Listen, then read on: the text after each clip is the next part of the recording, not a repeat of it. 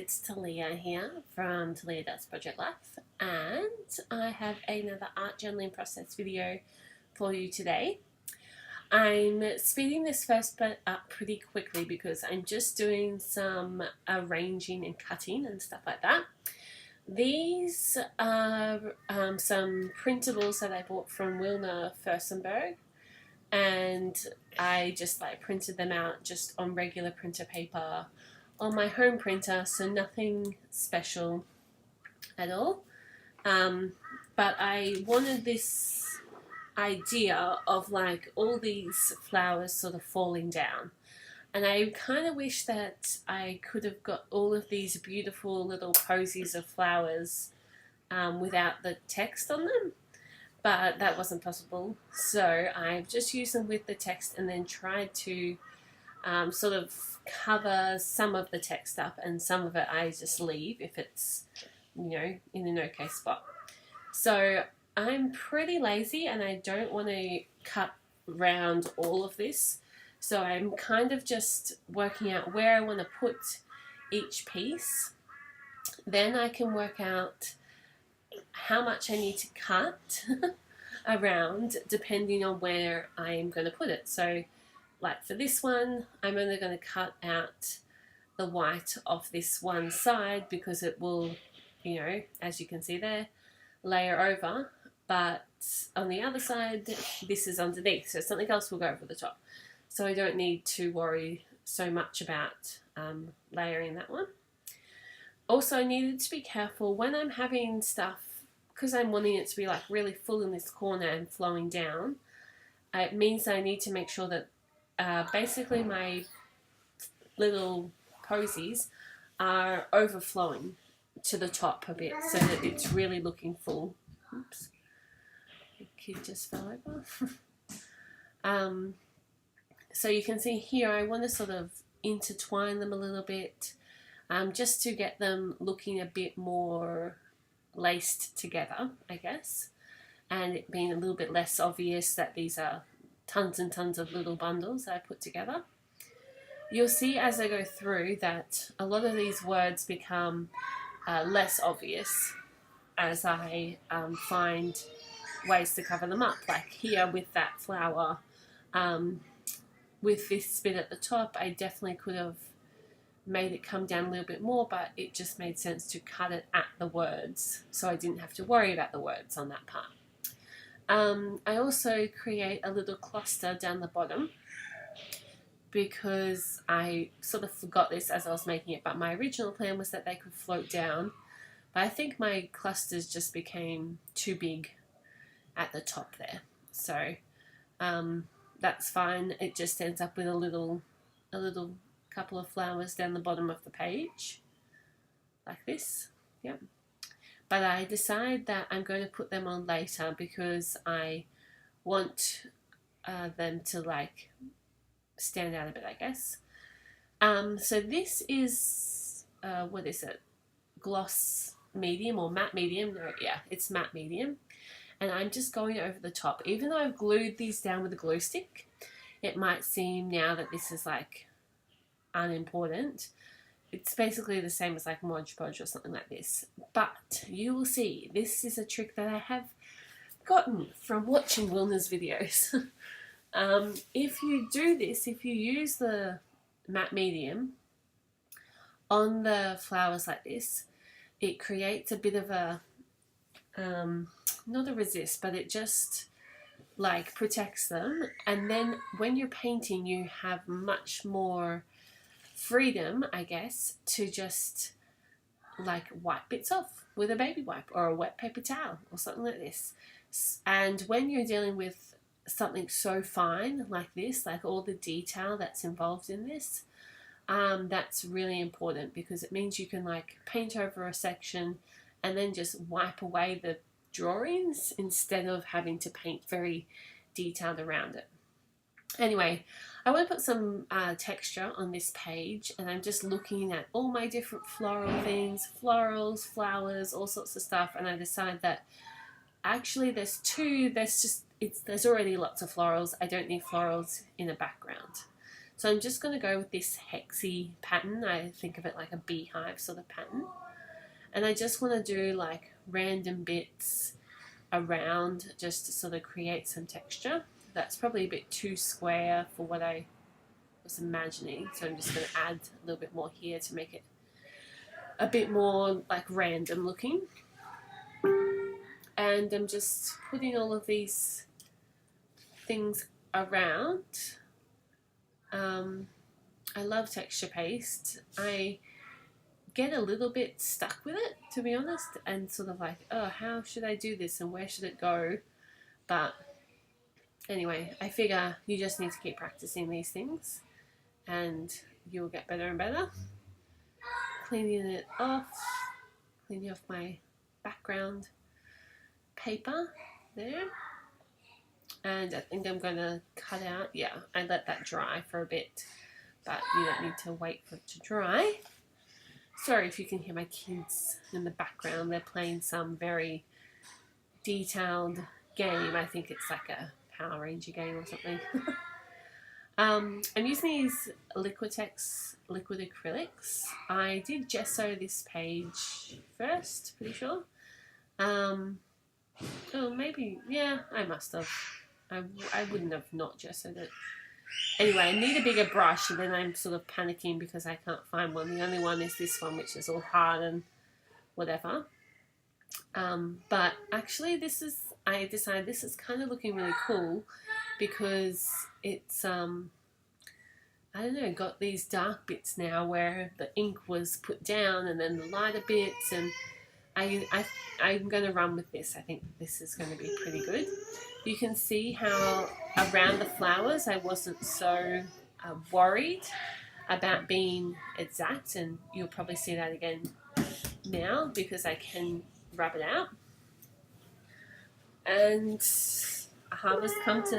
you've come to help Mummy with her voiceover? Yeah? Oh no, she's shaking her head. Oh. Well, that's probably good because you can't talk, can you? No, you can't. No, you can't. This is what Mummy does when you're sleeping. Yes, this is what Mummy does when you're sleeping. Are those boys being rough? She has 2 older brothers, so, you know, come to retreat to mother. Okay, so there I just wanted to increase the sort of texture and randomness of it a bit because I noticed that I was getting some lines around where the edges of my paper were from my printables and stuff like that, so that's fine. I just splattered some water on and then lifted it up with the paper towel to create a bit of extra sort of texture, and that worked really well, so I was happy with that. I love the background of this, actually, just looking at it. I think it's beautiful. I really want to use that turquoise colour that I keep sort of bringing out. Sorry about that. I had to cut that short and re-voice over this a little bit because they were being so loud. Anyway, I'm just dripping this down, the yellow. I feel like the yellow should work well. You know, it's bright and all of this, but it just, you can see as I'm drying it that it turns a bit green, and so I wasn't so happy with that in the end. I feel like also if I had have mixed it with some white paint and it was more of a light yellow, that would have suited the tones of the flowers more. I feel like now I've got a big difference between the pastels of the flowers and the brights of the background. But whatever, it ends up fine in the end, so don't have to worry about that too much. Apologies if they do keep making noise. I'm trying to get them to be quiet. If you have little kids at home and it is impossible for you to do anything by yourself like this, let me know so I know that I am not alone. So here I've just got some white of the liquid acrylic, and I'm just trying to extend the florals a bit more, mostly just in the form of leaves as they're the easiest. but just trying to copy some of the flowers that are in the illustrations there so that I can just extend it out a little bit and make it then flow together, basically, is the purpose of this. Flip my book around to any way that it makes it easier. For some reason, this day that white wasn't particularly opaque. I don't know. Like when I used more of it, it was opaque, but usually I can do like a fairly thin line and it's still quite opaque. So I'm not sure exactly what the problem was with it. Maybe I didn't shake the bottle up well enough and it had started to separate or something like that. But anyway, I love these little details. Another Wilna Rosenberg inspiration. So lots of things from her, but you know, it just resonates with me. Her style is what I would want my style to be, I guess. And so I just can't help it. I've tried so many different trying to like make art journaling work and do different things, and as I'm been experimenting, and just is sometimes so hard to like work out what your style is. And I feel like, yes, I found this, I can do this fairly good, fairly naturally, so I'm gonna go with it. Anyway, I've put in this little posy down the bottom to make that falling part that I'd mentioned, and then I'm just using more white paint to go over this, add some more detail, like another sort of strand and part of the posy. That worked quite well because it was fairly minimal to begin with, because it was just sort of offcuts from the top part. So I really like that, the white parts that I've added down there. And just continuing to add things. I find leaves are by far the easiest to do. And I'm a big fan of the splatters, so I'm using some of my leftover white paint to do a couple of splatters.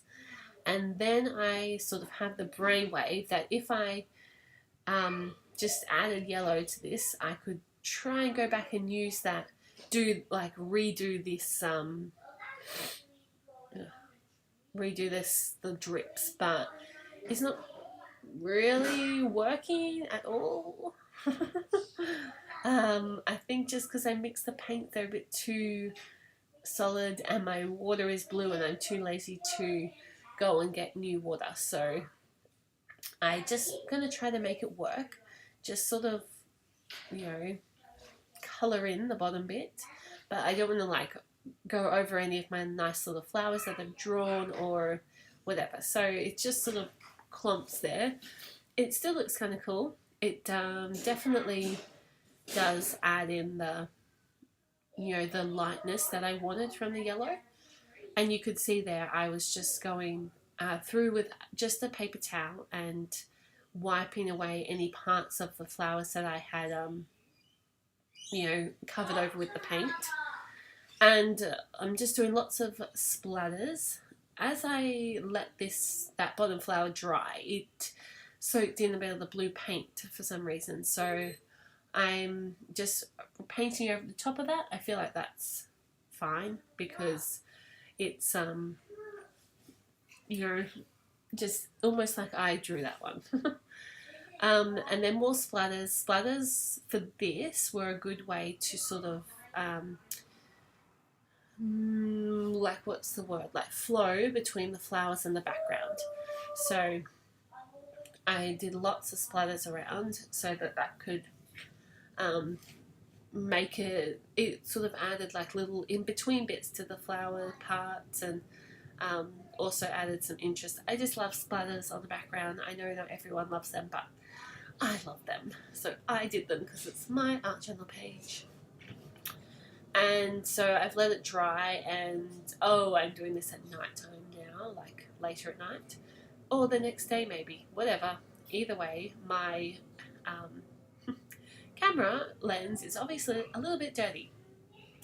So I'm putting in a psalm here because when I'm making this video, it is nearly Tisha B'Av, which, if you're not familiar, is a Jewish day of mourning, I guess, where we mourn the destruction of heaps of things. The first temple, the second temple, both destroyed on the 9th of Av.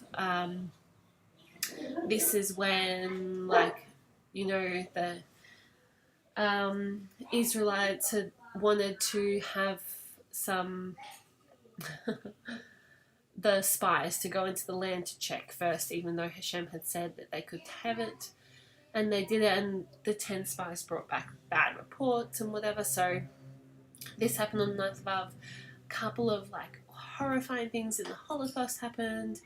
It's just like a day of mourning and destruction. So it is a fast day, and I wanted to sort of make a page that represented that, and that's what this page is about, really. So I did a little bit of a psalm about Jerusalem. If I forget you, let my right hand forget what it's supposed to do. So here's the finished page. You can see some of the details. If you like this video, I would really appreciate a like or a comment. Please tell me I'm not alone with having kids that might be quiet while you're trying to do something important, but quiet every other time. And subscribe if you like these videos, and let me know if you want me to keep making more.